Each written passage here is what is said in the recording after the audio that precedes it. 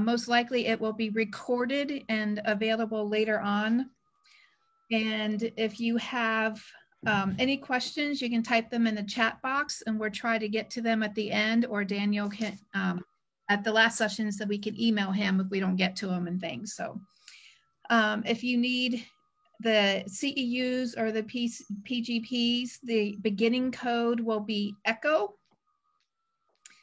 So ECHO, E-C-H-O. So Daniel Kish is totally blind, and he taught himself a new way to see. Through World Access for the Blind, he teaches individual educators and Fortune 500s a new way to see everyday challenges. So welcome, Daniel. Thank you. Okay, so you've seen two videos. I'm not going to show videos in this presentation for lots of reasons. You can find them if you go to the website I mentioned earlier, visioneers.org or worldaccessfortheblind.org, either one, and then you click on the textbook preview, or you Google Daniel Kish textbook Visioneers, you'll come to a page with a lot of information about the Flash Sonar textbook. And if you scroll down near the bottom of the page, there's I don't know, maybe 10 videos that cover different things, me working with toddlers, me working with infants, me working with kids doing different things. There's one in there about distance perception. How far can you detect things using echolocation? The answer is pretty far. There's also one called feature and scene analysis, where it shows different examples of people using echolocation to do scene analysis. Scene analysis is interesting. Scene analysis is an aspect of well, auditory scene analysis. Auditory scene analysis is an aspect of audition that is studied in depth in animals, but has not been studied in depth in people. It's really something that our field should embrace, because auditory scene analysis is about the closest to vision you're going to get without vision. So, you know, it's odd that the auditory scene analysis hasn't creeped very much into our field yet. It should, and there is a video about it. There's also a video about the visual cortex and so forth and so on. So those videos are worth looking at. They take up a lot of time really quickly, which is why I don't tend to show them in my presentations anymore, because it just becomes redundant. You guys can go and see them for yourselves if you like.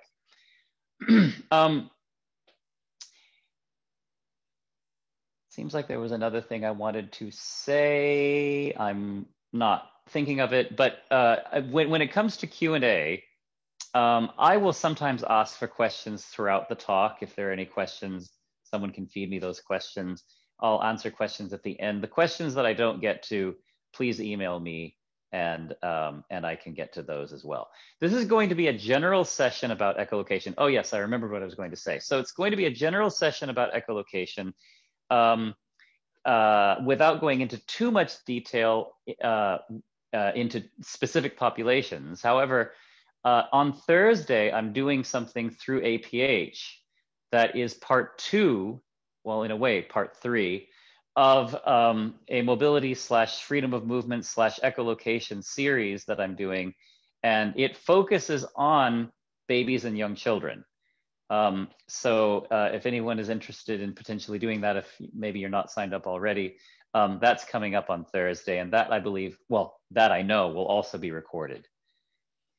Okay, so echolocation.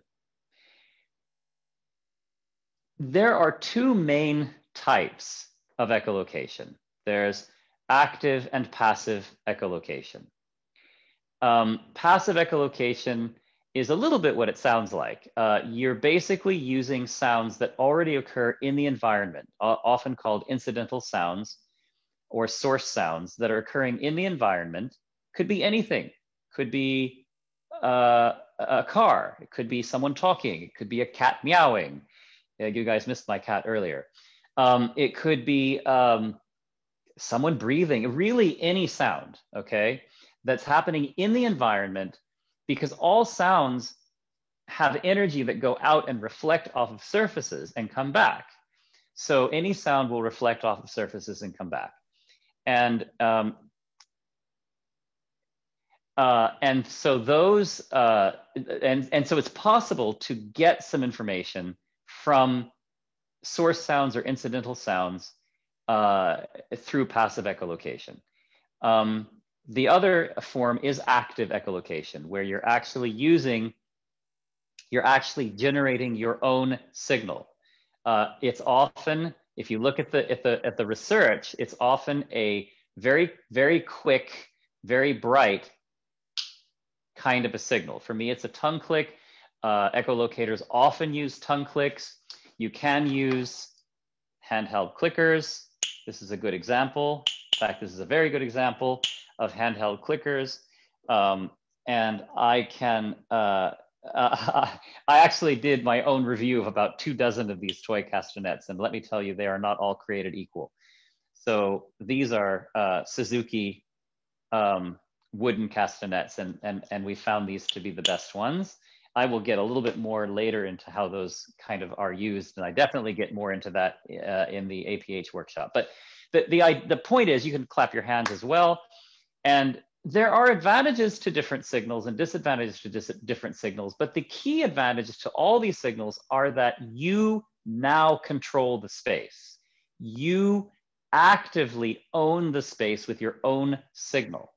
So you're not dependent on whatever sounds happen to be happening in the environment, because you can't control where they're coming from. You can't control the characteristics of the sound. You can't control if they're too loud or too soft. You can't control what direction the bulk of the acoustic energy is moving in.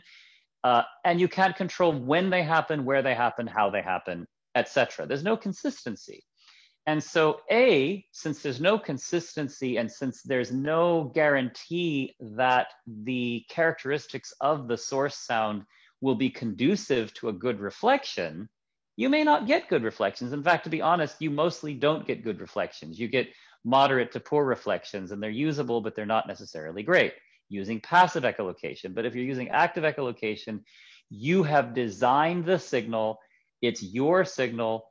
You make it happen when you want, where you want, how you want, how loudly or softly you want it, and you can direct it as well. It's a bit like having control over lighting.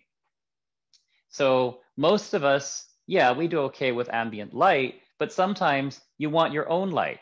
You want a flashlight, you want a spotlight, you want a floodlight. If you're a photographer, I like to think of it this way. If you're a photographer, you know, and many of you may not be, but many of you maybe have done some photography or have watched photographers. Professional photographers like the best lighting they can get on their subject, and they will go to great pains to get the best lighting they can get on their subject. Why? Because they want to show the subject a certain way, and they want to show all the details of the subject. And so active echolocation is a bit like that. It's taking control over your own luminance of the environment, except instead of using light, we're using sound. So for most of this discussion, we're going to talk about active echolocation because it has a lot of advantages over passive echolocation. The one advantage that passive echolocation has is that it's, in one form or other, it's kind of always present. I like to think of passive echolocation a little bit like peripheral vision. You know, it's not the best vision, but it does tell you of things.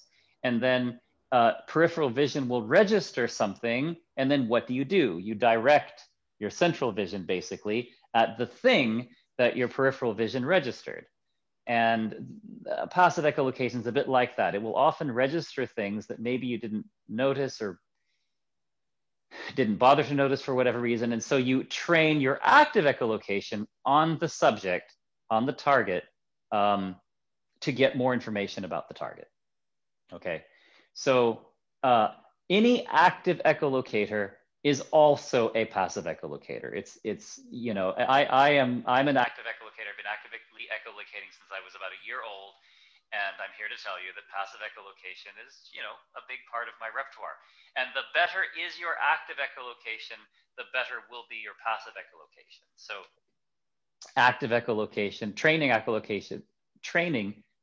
echolocation is actually a really good way of training passive echolocation as well. there are two main purposes to echolocation. Well, yeah, two, and then you can combine them to a third.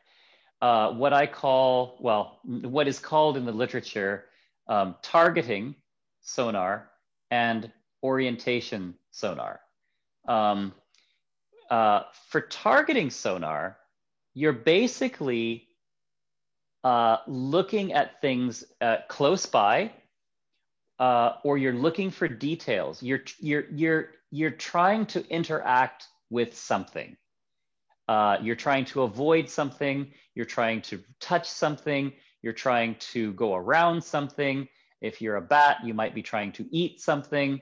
At the very end of the Take Charge Part 2 video, you saw one of our instructors, Juan Ruiz. Juan Ruiz, I began working with him when he was 11, actually.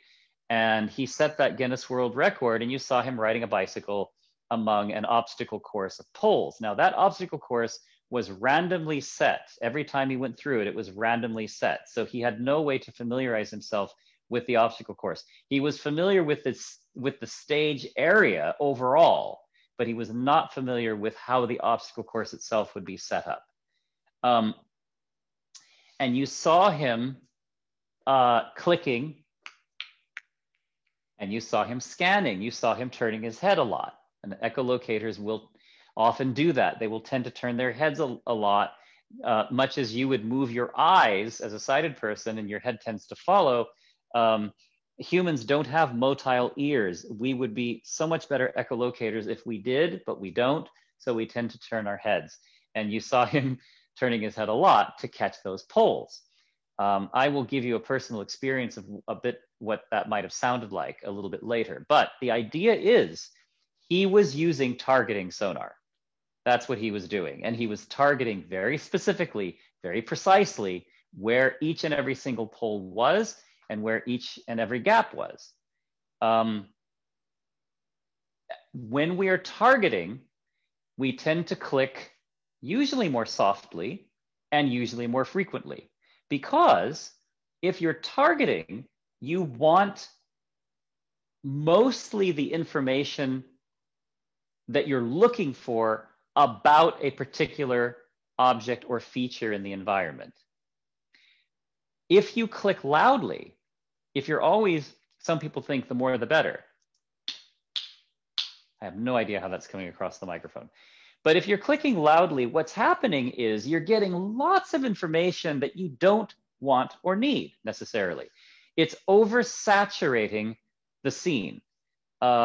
You know, sometimes the brightest light isn't the best kind of light. You want a dimmer light, you want a softer light, you want a more focused light. And so targeting sonar is a bit like that. So you're gonna dial back your click a bit, and you're probably going to be using it pretty frequently, pretty often, because you have to do fairly quick spatial updating. Juan did that too. He was clicking very sharply, not his loudest. It was about a mid to soft click for him, because if he were to click too loudly, the poles start to get washed out by its background. Yeah, beginning code echo. So one thing I want to say about echolocation, whether you're using it for targeting or for orienting, and I'll get to orienting next, but I want to say this lest I forget, is that we often talk about echolocation. Echolocation in a way is a bit of a misnomer. Echo detection, echo ranging, the term echo identification has been used. What we are really doing is discriminating. We are discriminating a feature from its background. We are discriminating a target from its background, a subject from its background.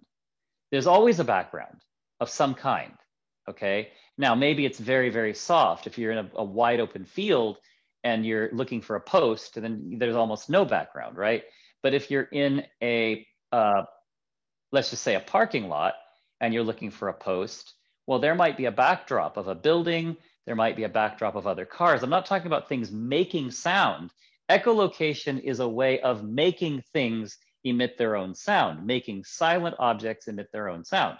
So I'm not talking about a background of cars moving or people going in and out of a building. I'm talking about when you click and you're looking for a post in this parking lot, you're also you're also echolocating other things in the background. And so detecting that post isn't really a detection task. It is a discrimination task. You're discriminating the post from its background, or maybe you could think of it as distinguishing the post from its background.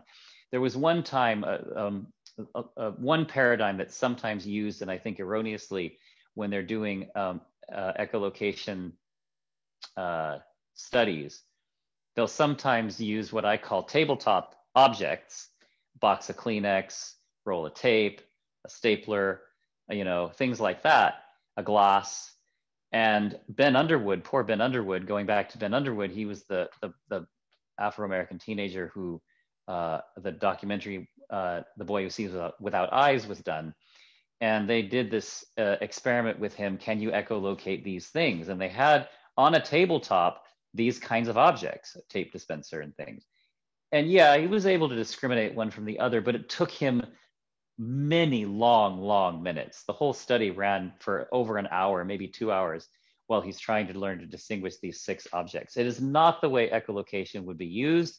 It's not, I'm not saying it isn't doable. If you want to fry your brain, you do literally come out of an experiment like that or an experience like that feeling as if rats would be gnawing at your brain. Yes, you can ramp up your brain, you can superclock your brain to do that, but that's not really conducive to echolocation for 2 reasons. One, these objects are small. They're about hand-sized. Echolocation likes bigger stuff, okay? It can do small stuff, but it likes bigger stuff. The bigger, the better. But worse, 2, if you're trying to echolocate a stapler on a table, I'm here to tell you, 90% of what you get is the table, okay? It's the table. It's not the stapler. It's not anything on the table. It's just the table. And to try and distinguish a blip of something against the background of a table, if you could eliminate the table from the background, you'd increase your discrimination ability by several fold, right? But no one thinks of that. And so they fried this poor kid's brain.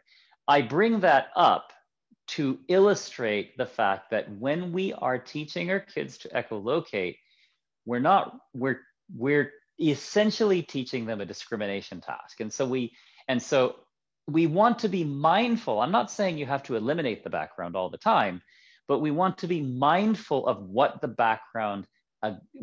backdrop against which this target or subject or whatever it is we're learning to echolocate, what that backdrop is. It's something to bear in mind. Now, orientation sonar, as opposed to targeting sonar, is the broader picture. It's the bigger picture. It's not specific targets or specific subjects or specific features. It's, you're seeing the forest, not just the trees. And literally a bat, when they're coming home, pardon me, when they're coming home, they might be following a tree line. And they're echolocating a tree line or a cliff line. And that it might be, half a kilometer, to one side or the other. And they're just kind of tracing along it until they recognize a feature. And they have an idea about where that feature is going to be. And a bat will begin to use targeting sonar as they begin to look for this feature that says, this is a marker that helps me on my way home. And so humans can do the same thing. Building lines, tree lines, fence lines, things at a distance,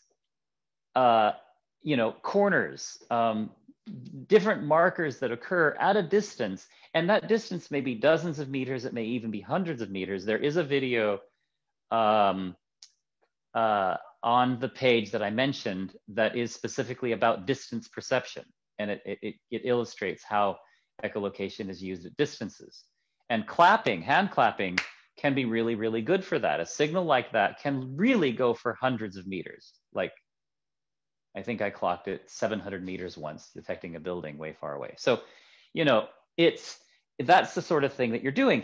If you're going through a parking lot, if the bus has let you off God knows where, and you have to find your way to God knows what, and you're going through a parking lot, you might do a couple things. You might stop, you might clap, get an idea of where the building is that you're going to, and then you're using targeting sonar to weave your way through the cars, right? You want to avoid traffic, you want to avoid parked cars, you want to avoid parked vehicles, but you also don't want to lose your way as you wend your way to the distant building.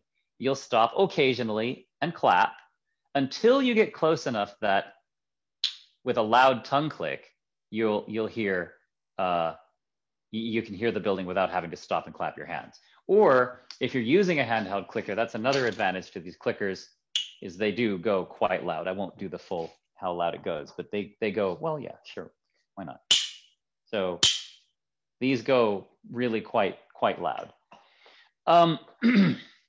So that's targeting and orientation sonar. And these are important, they're important applications of sonar, because when we think of sonar, we often think of it almost strictly in terms of targeting sonar. Almost every, if not every, sonar device that was ever made, whether it was the MiniGuide, whether it's the Sunu band, whether it's the Buzz Clip, the Mowat sensor, the Polaron, oh my gosh, I'm dating myself, on and on and on.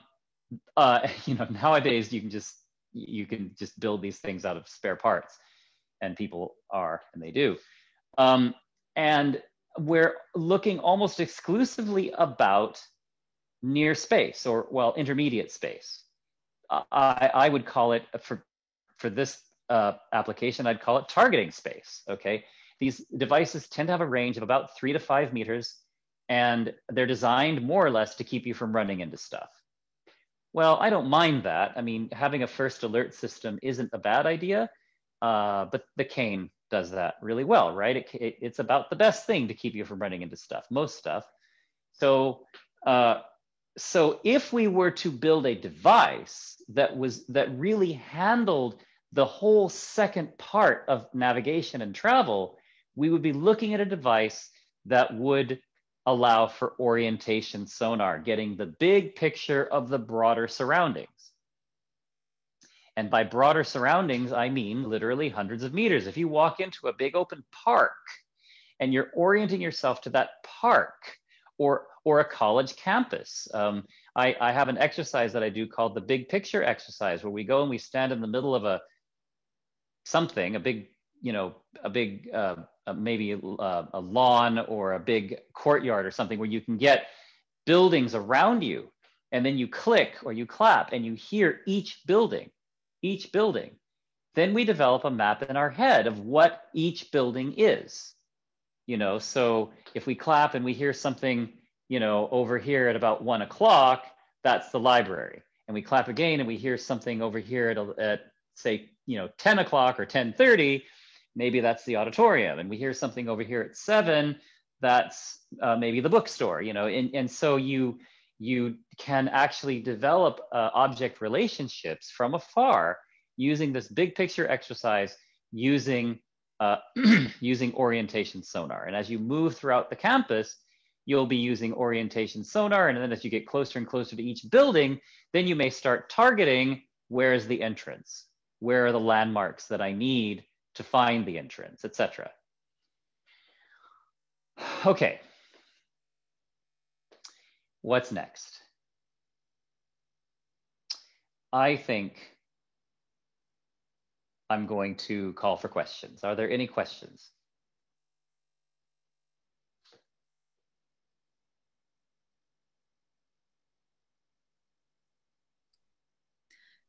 No one has typed a question thus far in the chat. Yep. All right. So that either means I'm just incredibly articulate, or I've managed to put everyone to sleep. So Daniel, on to the next.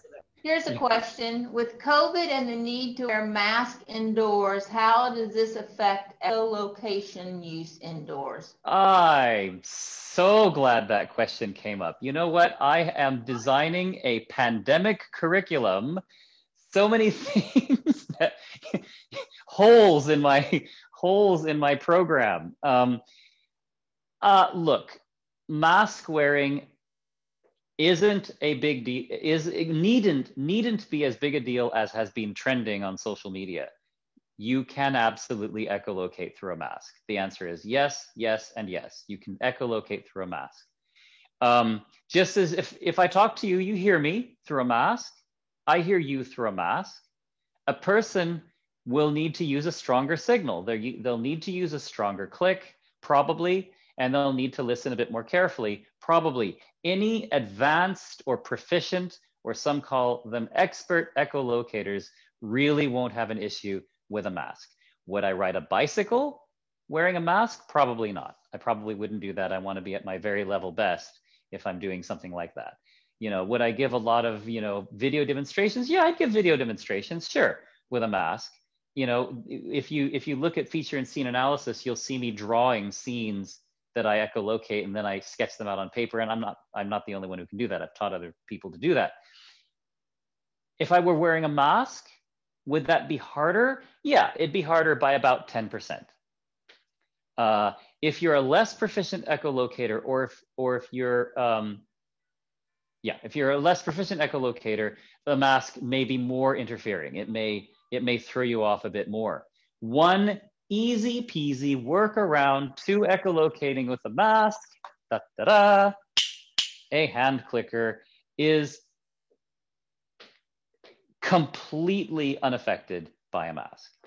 Okay, so that would be another example for some people, or another solution for some people. Any other questions? There's another one that just came in. How can you help VI CYPs to keep 2-meter distance from people? So, yeah.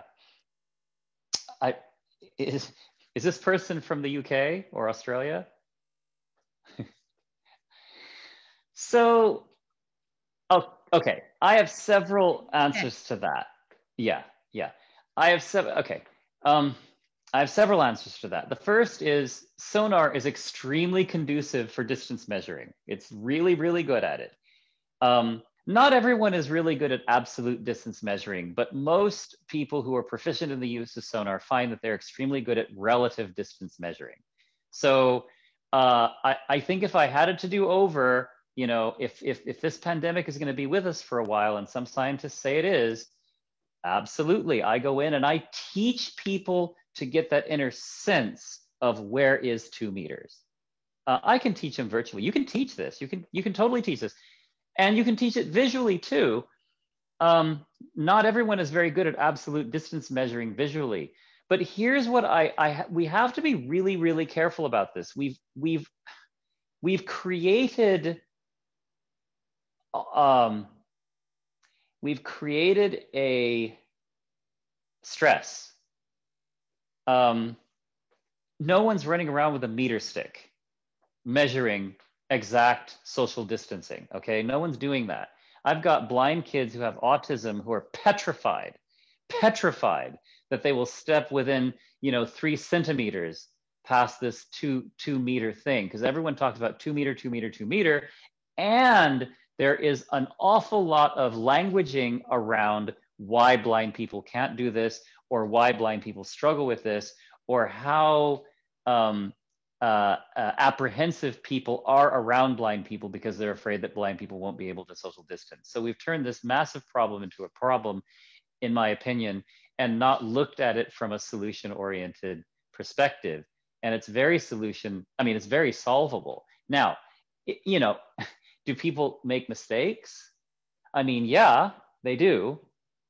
Blind people can make mistakes, and sighted people can make mistakes, and we've all made mistakes. I've had people walk, up on me, or they don't social distance and they forget, or they're on their phone, they're not paying attention, whatever. It happens.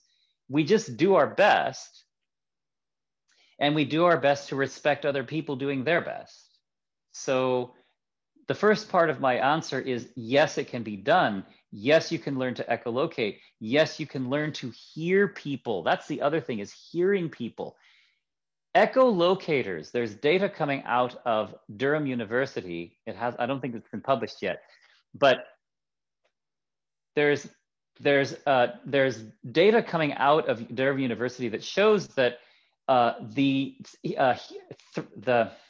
capacity for proficient echolocators to extract a desired sound from a background of noise is much, much, much better. It's much more efficient or effective than those who are non-proficient echolocators, and that is true for blind as well as sighted non-proficient echolocators. Okay, the upshot is that if you echolocate if you've been trained or taught yourself to echolocate proficiently, what you have essentially done is you've ramped up your capacity to extract information from its background really, really well, because echoes are almost by definition the most silent things in the environment, okay? They just are.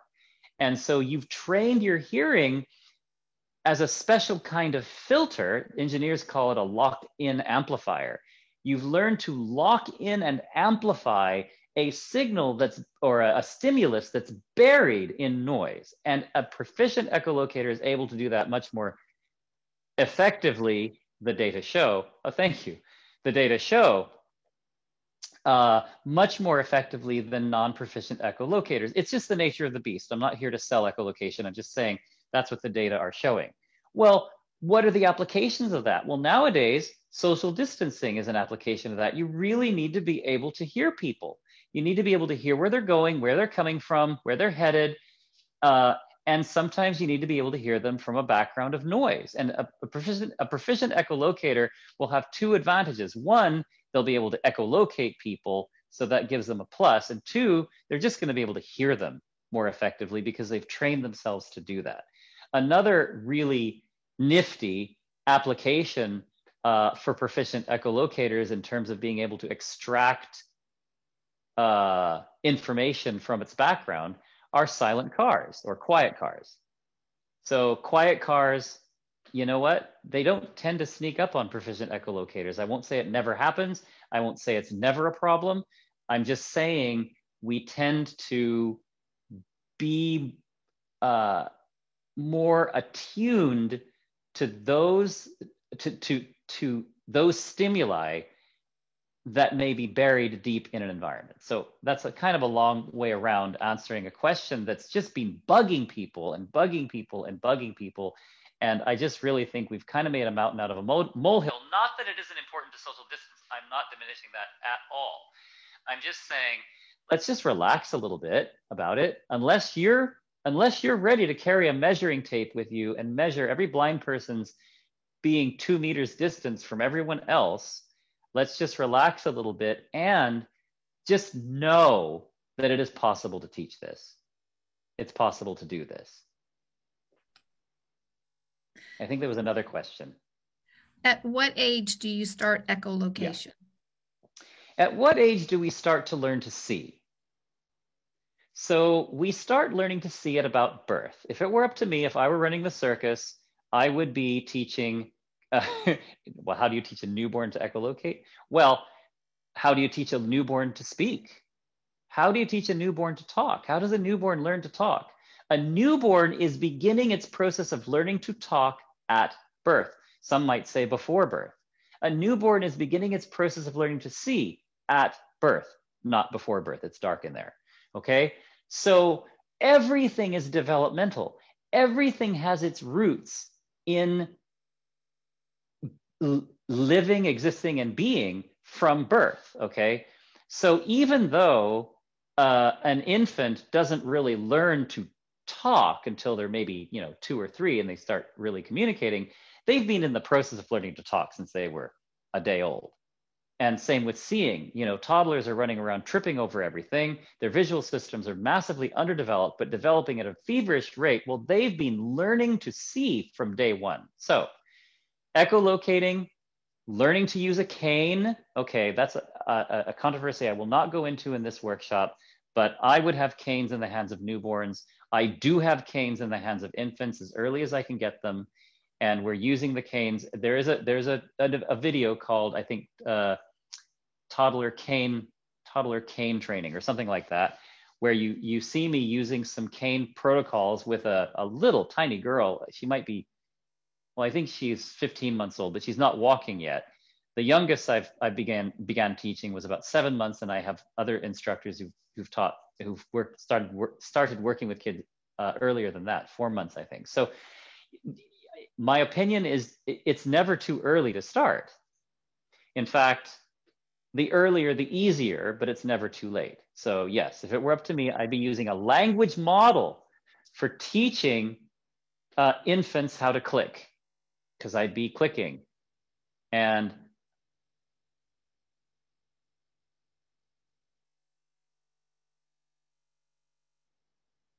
okay, I'll get to that question. So the echolocating as an infant, I use a language model. My nephew was 6 months old, and the first sound that he could really make on a regular basis and control, other than just kind of, babbling, was a click. He could make a click at 6 months old. He'd heard me doing it. And I have an instructor who has a son. He's, I think, 13 now, but he was about 6 months old when he began clicking. So, fully sighted kids clicking because their dads click, right? So same with the cane. I'd be using the cane when the kids are very young. The next question was, do you teach both cane and echolocation alongside? The answer is yes. I tend to teach them together. I do not isolate and integrate when it comes to caning and echolocating. There are reasons for that. I don't know if I want to go into them. I just find that they support each other too much. Echolocation by itself, in and of itself, doesn't really make you secure. There are too many things that aren't easily detectable using echolocation. I think you really need that haptic feedback at ground level. Remember, discrimination. The closer you get to the ground, the harder it is to discriminate features. It is not impossible. I can detect curbs going up, steps going up. I teach students to detect curbs and steps going up. I teach students to detect,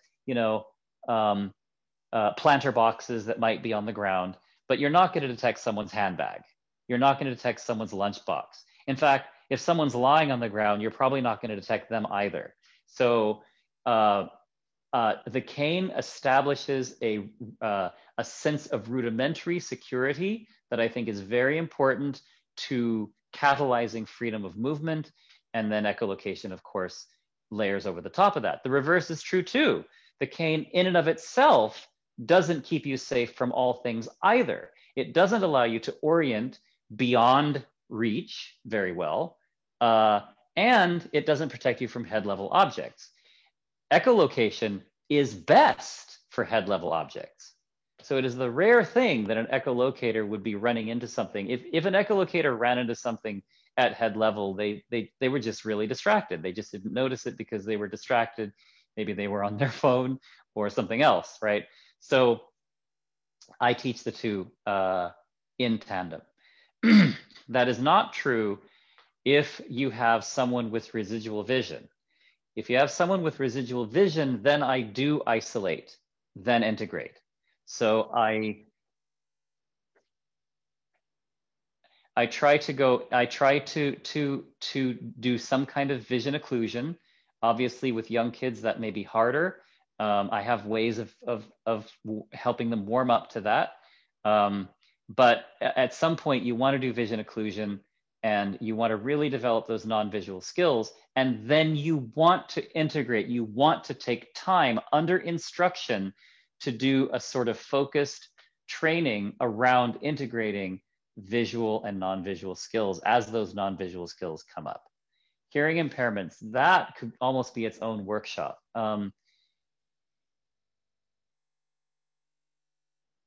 Thank you. Hearing impairments, it depends on the hearing impairment. Is it unilateral? Is it bilateral? Is it high frequency? Is it sensory neural hearing loss?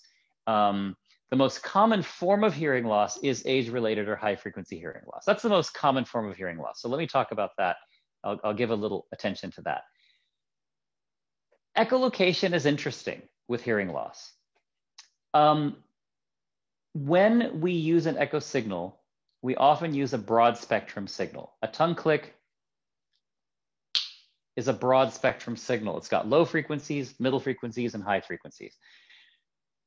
Generally speaking, the laws of physics tell us that the higher the frequency, the smaller the item or feature can be detected.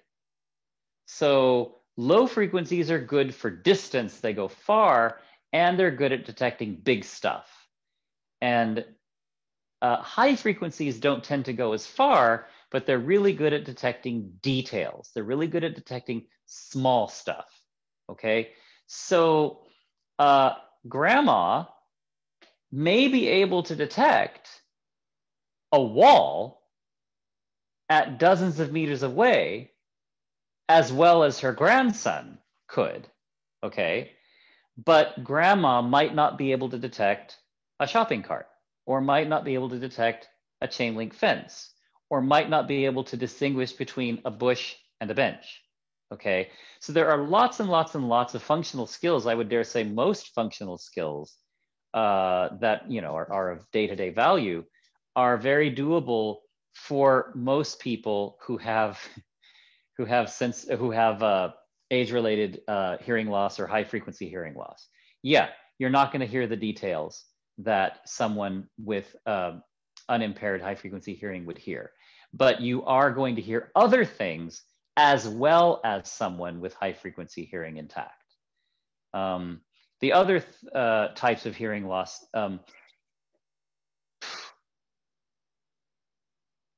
the other thing was there are too many considerations to be made for different kinds of hearing loss. But one thing I do want to say that's globally applicable is that very often when hearing aids are prescribed by an audiologist, how are audiologists trained? They're very good at what they do, but what did they do? What are they good at doing? They're good at language discrimination. That is what they're trained to do. That is first and foremost in their minds. So when they develop a hearing program, they are thinking language discrimination. They are not thinking spatial hearing. They are not thinking auditory scene analysis.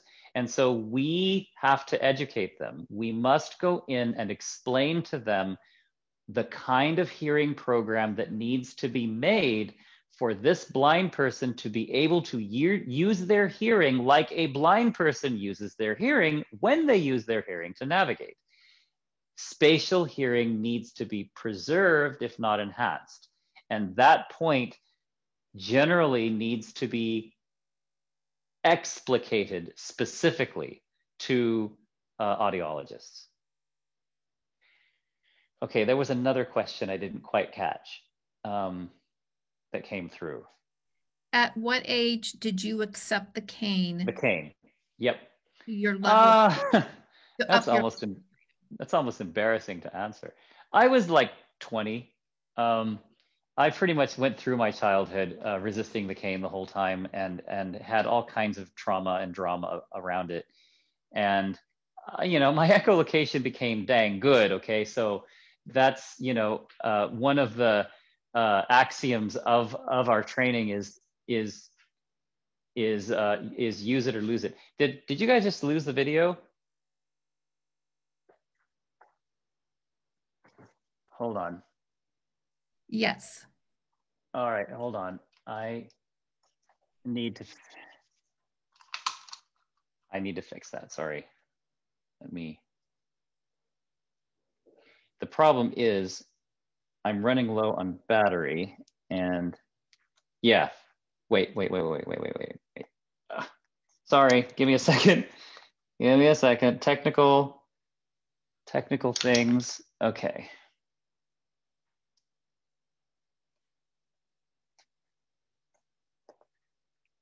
Okay. Now, can you see me? Yeah, it's more the No, I know. I'm fixing that. Okay. But yes. I'm plugging in because I'm running out of battery. I had plugged in, but it apparently didn't plug in. So I'm fixing that, sorry. Let's hope that works. If that doesn't work, I have plan B.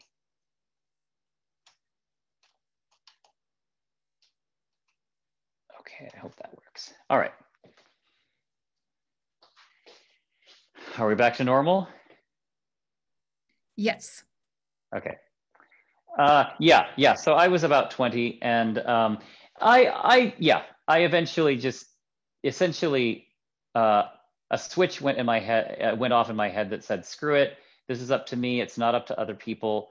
And then I was sort of more or less overnight suddenly okay with the cane. So and oh my gosh, everything became so much easier. Even my echolocation became so much better because I could focus on those things that echolocation is best at rather than draining my brain dry by focusing on things that echolocation just isn't really very good at. I think that was pretty much it, right? The questions. Yes. So let me move to some demonstrations. Yeah, let me move to some demonstrations. Can you give me a time? What time is it? 11:19. Okay, all right, we're good. Okay, so you all heard the shh exercise earlier where I just basically went shh, and you could hear the difference. And if someone is approaching a wall, that is kind of, in a way, sort of what it sounds like. You're okay.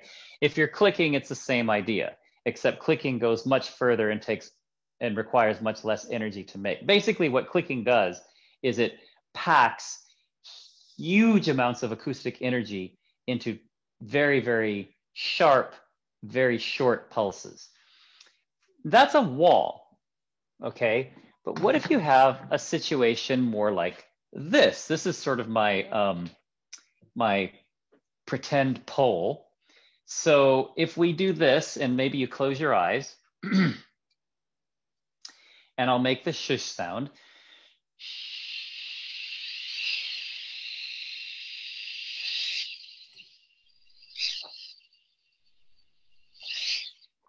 You probably hear sort of a bump in the sound. Daniel, can I interrupt you for a second?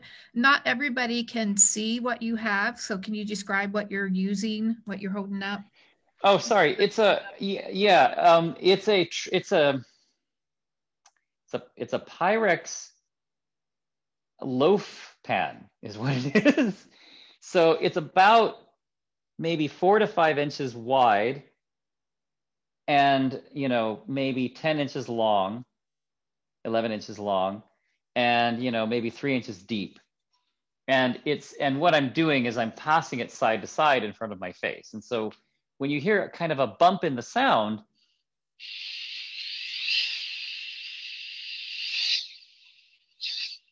that's when it's directly in front of me, right?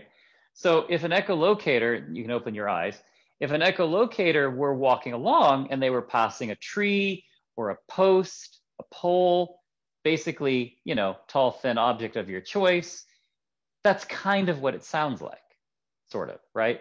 That's kind of what you're listening for. You're listening for a blip, except it's not really a blip, because if you're an echolocator and you're proficient, you actually hear it coming, you hear it passing, you hear it receding away. You have that spatial updating. It's not just suddenly there and suddenly gone, but this just gives you some idea of what that's like. Now, again, at the end of the video that you saw, the second video, you saw Juan Luis riding his bicycle, and that's exactly what he was doing. He was listening for posts.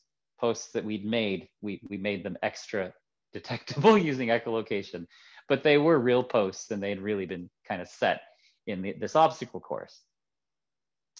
Now, so that's an idea of what if something is wide, what if something is narrow, how does it sound different? You also have, okay, so now I have this big fluff. It's basically a super soft robe. And I will compare it to my photograph. And if I'm talking against my photograph or shing,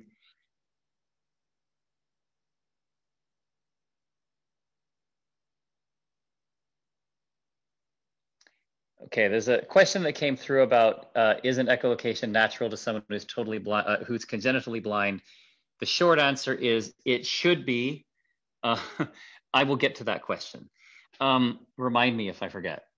So here we are listening to this, my voice against this sharp kind of flat reflective surface. But when I change to this, oh my goodness, doesn't that sound different?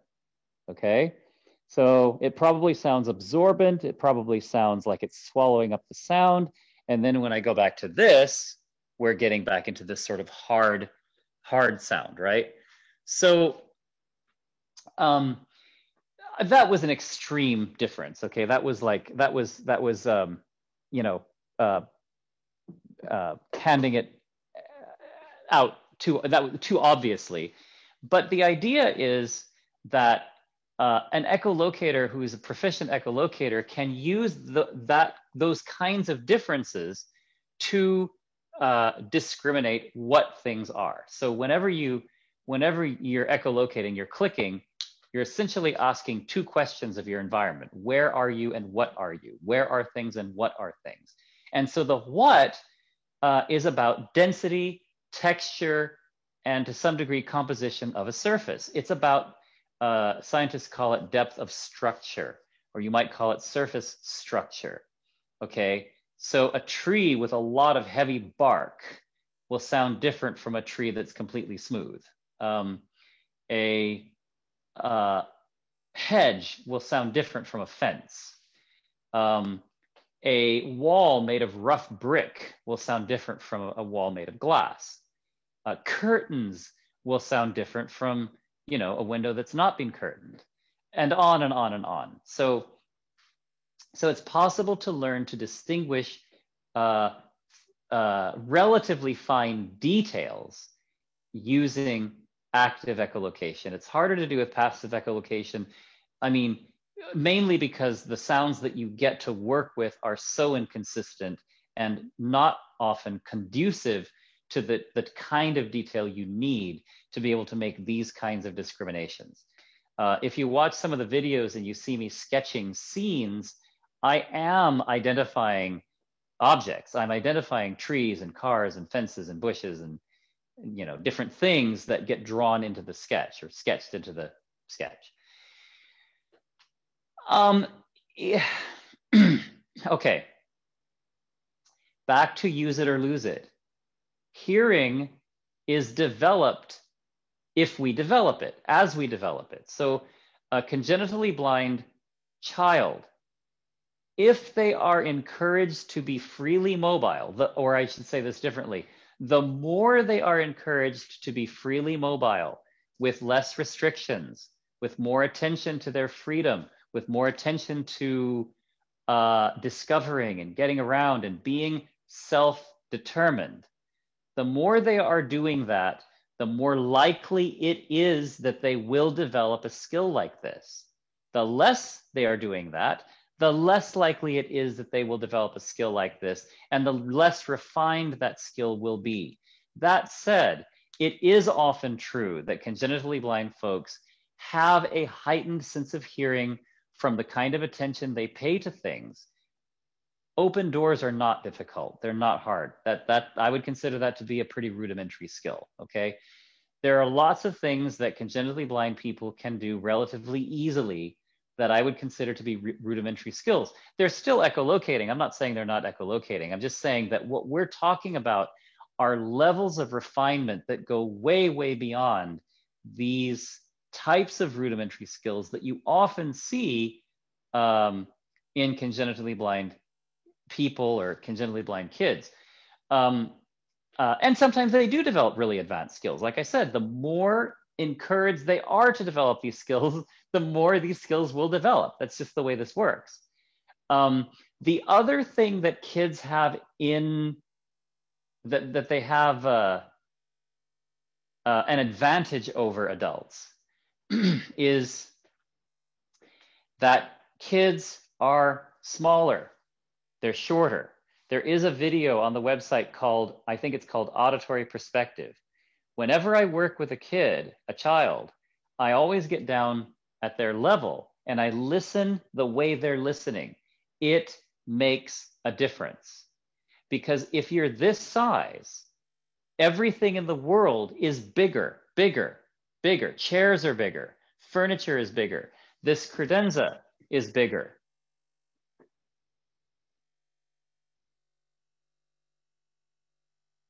Well, then it's hard to, okay, he has free reign. Okay, so he can only do these things in his home. He cleans for his mother outside of home.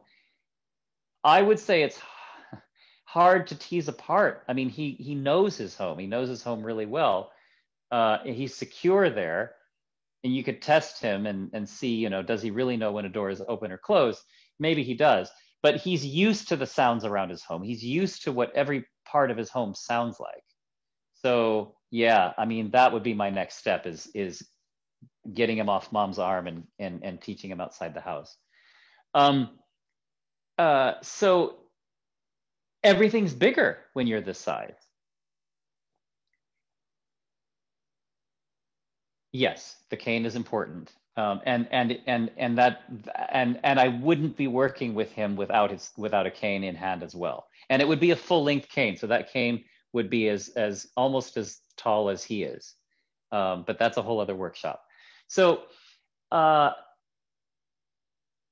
the point of this is that when these little blind kids are running around and they've even developed, you know, half a skill of echolocation, they often look quite remarkable because they don't, you know, they often don't run into things, chairs and tables and stuff, because they're at their level, they're at their head level. Like I said earlier, if it's at head level, it's the easiest to detect. So it's often a great time to work with these little kids because the whole world is big and really conducive to learning this kind of skill. As you get taller, this is where echolocation often fades from blind kids as they get older. Couple things happen. One, they get taller. All those things that were easier to detect when they were little are now harder to detect. They're closer to the ground. So the targeting aspect of echolocation becomes more difficult because so much of the world is now below shoulders or below waist or maybe even below knees. Whereas when you were, you know, waist high, everything was big. You do, as an adult, become better or have the potential to become better at the orientation sonar. Why? Because you're head and shoulders above it all now. Well, not me, I'm not terribly tall. But if you're tall, you're tall. You're above all this stuff. And so you can really get your click out there and around you without a lot of clutter, without things breaking up your click, right? So, but it's harder to target those little things, okay?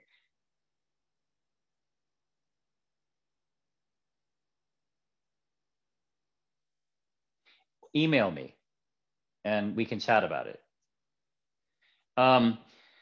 So that's a big part. So one thing we need to do is develop strategies. We need to refine the technique. Often when this echolocation emerges naturally, and it often does emerge naturally, mine did, but mine refined itself, and not everyone's really does refine itself to this degree, okay? It often remains blunted for whatever reason. And so as the kid gets taller, the sort of less proficient form of echolocation that had developed is insufficient to be able to detect these harder to detect things, right? So one thing we have to do is develop proficiency. Just increase the skill, okay? Increase the perception, increase the awareness. It can be done. The other thing we need to do is build more strategy into the skill, knowing what you're targeting. Remember to look down. Okay, not all the time, but if you're looking for things that are lower to the ground, you're going to scan vertically as well as side to side. You're going to look down for things, and you're going to know when it's important to look down for things so that you're not tripping over stuff. Now, you're going to have your cane anyway, okay? But it still allows you to detect things that maybe your cane doesn't detect or that are further away than your cane reaches.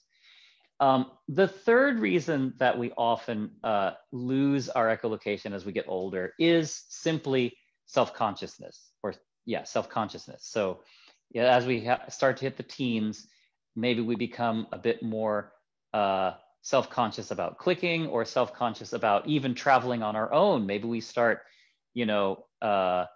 traveling less, or only traveling under certain circumstances, or we start traveling with a guide. We've been guided around a lot more. There are lots of things that happen, lots of transitional things that happen as kids get older, blind kids, especially as blind kids get older, that are actually, that can actually inhibit the development and refinement of a skill like this. And so I find as an instructor that I often have to push through those things. If you want to, you can make it happen. When I went through, my echolocation was good. It was, good. Anyone would describe it as good. When I and not many people know this, but I had a guide dog at one point. And so I had one for 6 years, and then I didn't get another one. And when they came to screen me for using a guide dog, he said, you need to go for a walk. So I went for a walk. I didn't bring a cane, because at that time, I didn't have a cane really. So I didn't bring a cane, and I was walking around, and I was walking down the street, and I was doing this and that.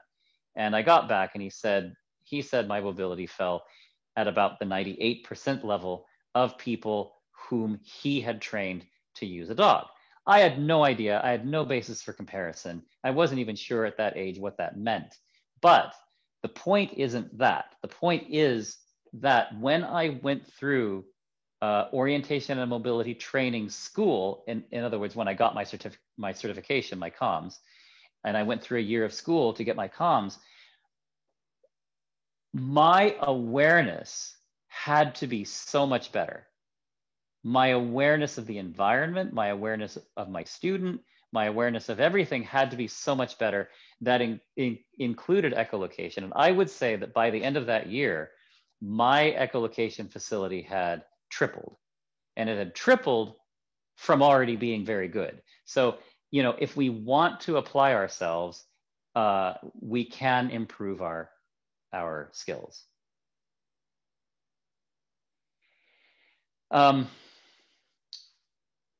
Were there any questions I missed? I don't think so.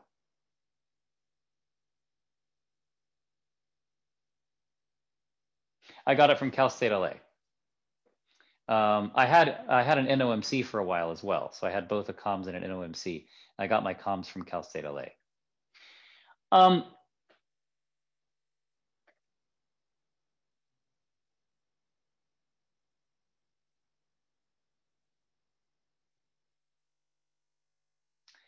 Okay, when these chats go through, does everyone hear those or see those? Or should I repeat the question? I've never really okay. All right.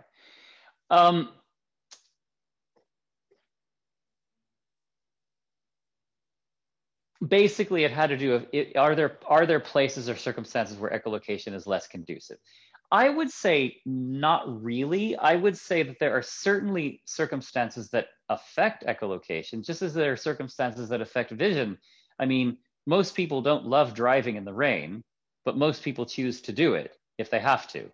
Most people don't love driving in the snow. Same thing. Most people don't love driving in fog. Most people don't love driving in heavy traffic, but we do what we have to.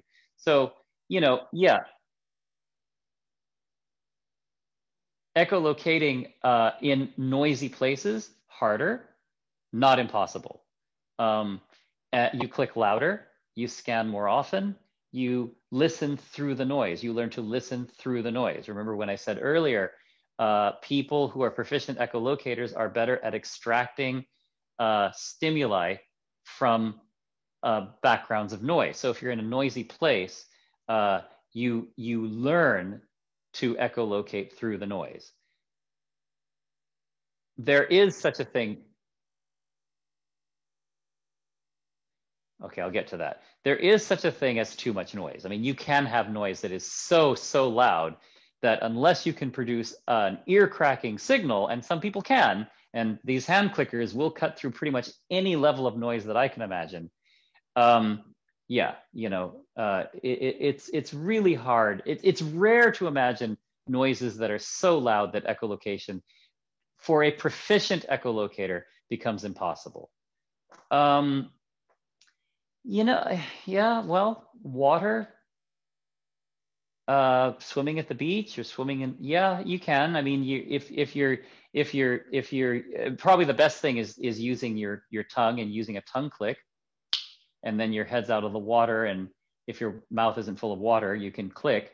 I did meet a guy who says he had a brother, so they were both blind, and they grew up on a lake in Canada, and so they were lake kids, and so they went swimming a lot. They lived in the lake basically, and they did a lot of swimming underwater. And underwater, you'd encounter these docks and pylons and things like that, and you could swim around. And they were blind, and he told me that they had 2 stones that they banged together in their hands as they were swimming. And he told me that they could echolocate underwater by banging these stones together. I have never tried it, but I believe it would work. So another aspect of echolocation is when I talk about discrimination, we're really talking about systematic stimulus discrimination. So I want to talk about Sirius, Sirius.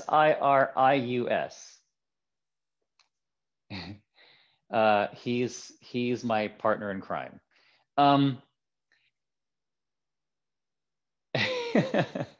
So it's several levels of systematic stimulus discrimination. And by the way, this works for any kind of perceptual development that we are doing.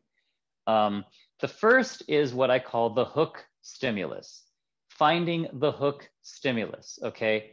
So when you're working with someone, they need to understand what it is that they are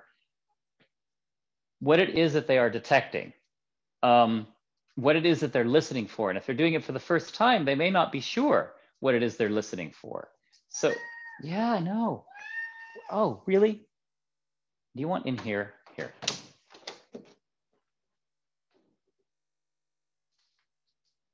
Yeah, I know. So, so some students, when you do the panel exercises, and I do have a video called Basic Activities on the website.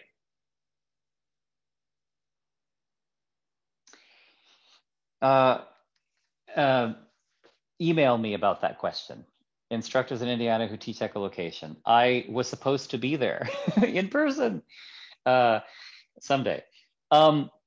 So we do panel exercises, and there's a video on the website called Basic Activities, and it shows how this works. But if a student had difficulty detecting a panel, so is it in front of you? Is it to your left? Is it to your right?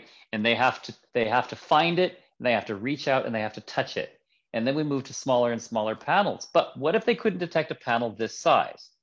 So to hook the stimulus, we have to clarify or intensify the stimulus, okay?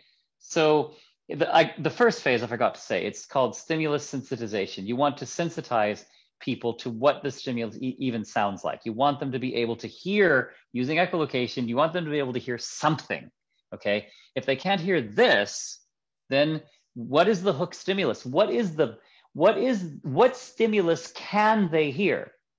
And so we might move to something like this, okay? So if they can't hear this, if I'm waving this flat photograph in front of my face and they can't hear that, maybe they'll hear this. This is a salad bowl. It makes me sound like Darth Vader. And almost everyone, can hear something like this. And very often, if they couldn't hear the panel to start with, and then you move to this, and you have them tell you if it's in front of you or where it is and to reach out and touch it. I always have them reach out and touch it because that maps movement. It maps movement to perception. So directed reaching, it's a very early developmental skill for sighted kids, and we can reclaim that skill for blind people.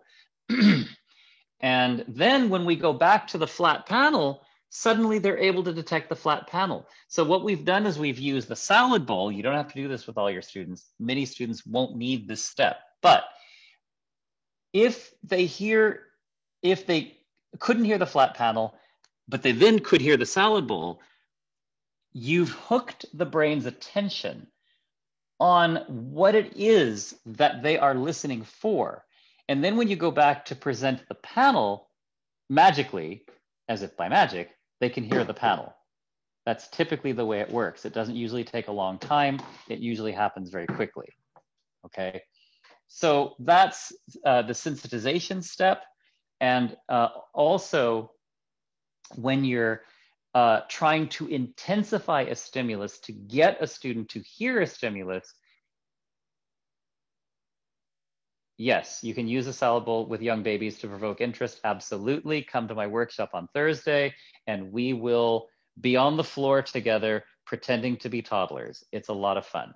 There are all kinds of exercises I do with toddlers and babies to excite auditory interest in the environment, not only excite auditory interest in the environment, but to help develop the fundamentals of awareness that the nature of the acoustics correspond to the nature of the environment. In other words, the acoustics, what you're hearing actually gives you information about the environment itself. A very simple example of that would be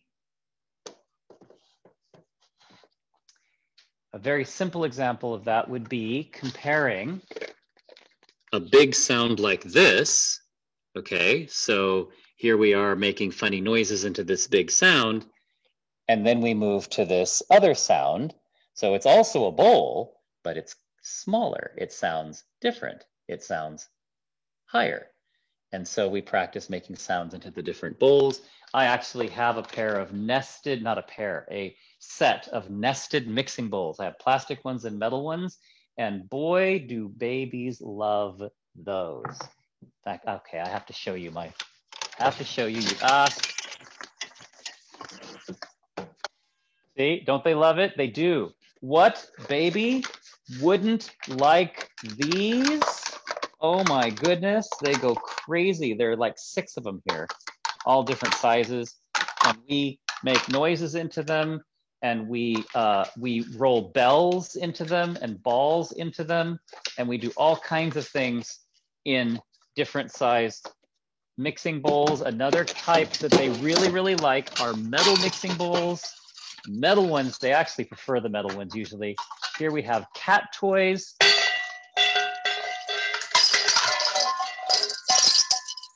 Okay. What baby wouldn't love this? And we play games using these sounds.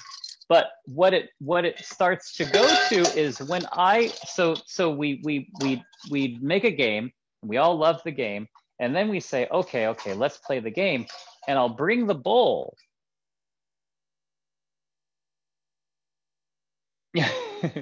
I'll bring a bowl, and I'll present it to the baby with the most audible surface toward the toddler, or whatever, the child, the baby, the toddler. Okay, so in this case, the open side of the bowl, okay? And then I might position myself on the other side of the baby and make a noise or a sound, or encourage them to make a noise or a sound. What's interesting is what I'm trying to do is cast a light from my voice on this bowl so that they will reach out for it or orient to it in some way, right? So you build echolocation opportunities on top of these kinds of games, and you know, and the babies love it. And you also do the same thing with the cane. You put these bowls around on the ground. You give a baby a cane that's at least as long as they are, maybe half a cane their length if they're not walking yet. And they move the cane around, and they find the bell, and they find the bowl, and they find the this, and they find the that, and you know, it becomes magic.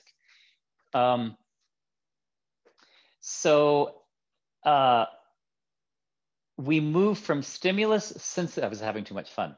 We move from stimulus sensitization to stimulus clarification or intensification. Essentially, if your student isn't detecting the thing, whatever the thing is.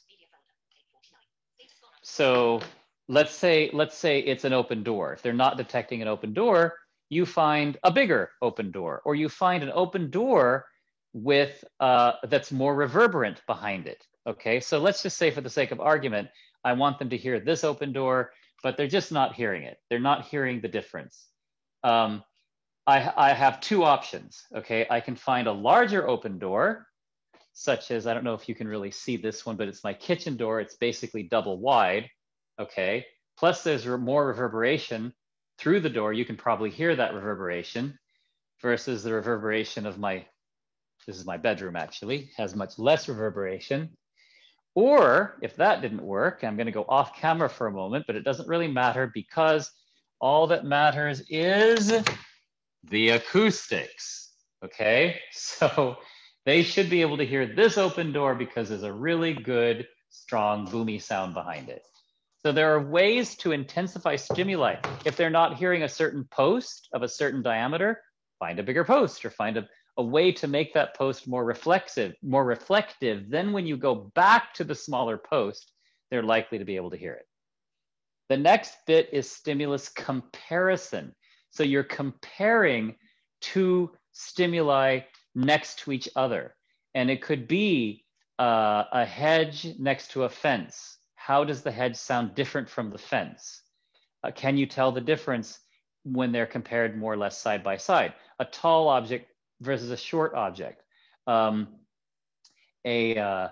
large room versus a somewhat smaller room. You're comparing, you're helping the student to learn to distinguish different stimuli from each other by presenting essentially A/B comparisons of stimuli to each other. So when I'm looking for environments to teach this in, I'm looking for environments that have lots of richness to them that I can use to create different activities and exercises in, and this is one of them. Can we start to hear the differences between fences, between a hedge and a fence, between different kinds of hedges, between different kinds of bushes, between a building that has an overhang versus a building that doesn't have an overhang, between a tree that's smaller versus a tree that's larger versus a tree that has more leaves than another tree? I mean, those kinds of things.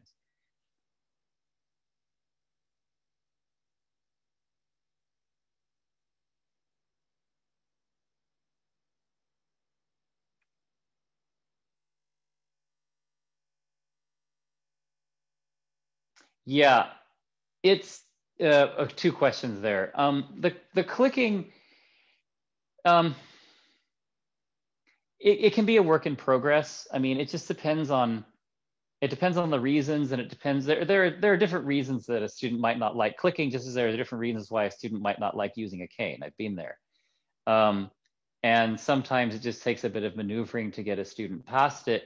I at least try to get students to make an informed decision. If they really choose not to click, they really choose not to click. It's if a person's vision is improved by wearing glasses, but they choose not to wear glasses, at least they know that glasses improve their vision and then choose not to wear them and make a conscious choice.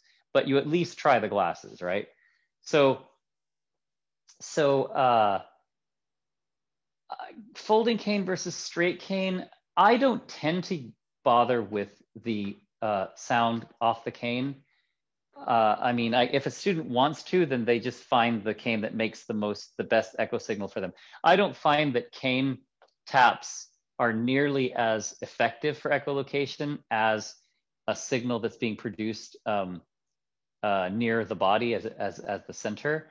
And so when I personally use a cane, I don't look for canes that have that are more resonant than others. But that said, I mean, if you wanted a cane that was more resonant, something with a ceramic tip or possibly the metal glide tips from NFB, those are highly resonant. I don't know that a folding cane is more resonant. I mean, look, it depends on the folding cane. Not all folding canes are created equal. The folding cane that I use, which is this one, it's a Swarovski cane. Tommy, you're familiar with it. These feel about as solid as a rigid cane. These joints are European. Europeans make better canes than we do over here, by and large. These joints are very carefully machined. They fit together like a puzzle, and this cane feels about as rigid as any cane, right? So it depends on the folding cane.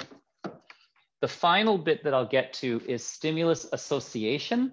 Stimulus association is like stimulus comparison. You're comparing A-B stimuli, but in your mind.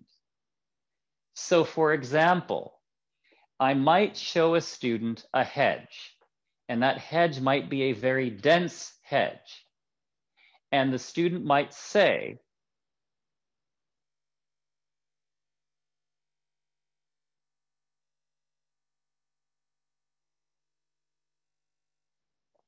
here, I can only speculate on the answer to that. I've been chipping away at this for 20 years. I've made, some would argue, moderate progress. I don't know. That's a subject for another hour. So here you have someone looking at a hedge, they're clicking at the hedge, and they might say something like, it sounds like a wall. And I might say something like, okay,